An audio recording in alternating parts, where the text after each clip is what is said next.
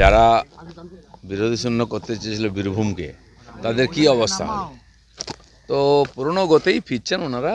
কি আছে, যে রাজনীতিটা মমতা ব্যানার্জি করতেন, আমাকে মেরেছে বলে রাস্তায় গড়াগড়ি দেওয়া, আমাকে ধমকেছে বলে বিধানসভা ভেঙে গুঁড়িয়ে দেওয়া, ঠিক একইভাবে আমাকে আঙুল দেখিয়েছে আমি রাস্তায় দাঁড়িয়ে চিৎকার করব, আমি রাস্তায় গড়াগড়ি দেবো, আমাকে এই করেছে, আমাদের নাম কথা শোনেনি, আমরা এই করব। মমতা ব্যানার্জি এখনও সেই মিথ্যা কথা লোককে খেপাচ্ছেন। আমরা দেখতাম, অনেকে বলতো যে আমাদের আল্লাহকে অপমান করেছে, উড়িয়ে দেবো, মুন্ডু উড়িয়ে দেবো, কেটে দেবো। ঠিক একই রকমভাবে এখানে মিথ্যা প্রচার করে আর বিধানসভা ভেঙে দিয়ে ফাইন দিতে হয়েছে। আজকের নেতাও ঠিক তাই করছেন। ভেতরে ইলেকশন কমিশন তাকে কী বলেছেন আমরা জানলাম না, উনি রাস্তায় নেমে চিৎকার শুরু করে দিলেন। কোনো ইস্যু নাই, বলার মতো লোকের কাছে কিছু নেই, মুখ দেখাবার জায়গা নেই।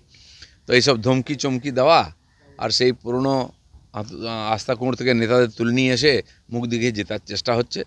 বাংলার মানুষ অনেক এগিয়ে গেছে, তারা ভারতের সঙ্গে এগোতে চায়, তারা পেছনে তাকাতে রাজি নয়। টার্গেটও বেঁধে দেওয়া হচ্ছে 250 সিটের।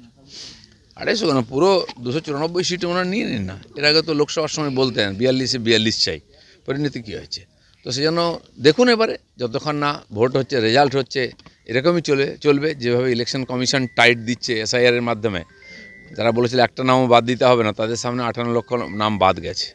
চলছে এখনও এক্সারসাইজ, আগামী দিনে সবাই দেখতে পাবে কি হবে। অভিষেক বন্দ্যোপাধ্যায় বলছেন বিজেপিকে কোনোভাবে মাথাচাড়া করতে দেওয়া যাবে না, কোনোভাবে মাথা তুলতে দেওয়া যাবে না। ভোটের আগেই বিভিন্ন জায়গায় বিজেপি নেতাকর্মীদের ধরে ধরে মারধর করা হচ্ছে।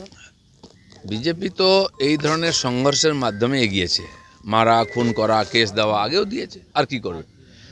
মাথা ছাড়া দেবে না বলতে বলতে প্রধান বিরোধী দল হয়েছে বিজেপি। তার জন্য আমরা বলিদান দিয়েছি, আমাদের কর্মীরা আগামী দিনেও বলিদান দিতে চায়, কিন্তু বাংলার পরিবর্তন করে আমরা ছাড়ব।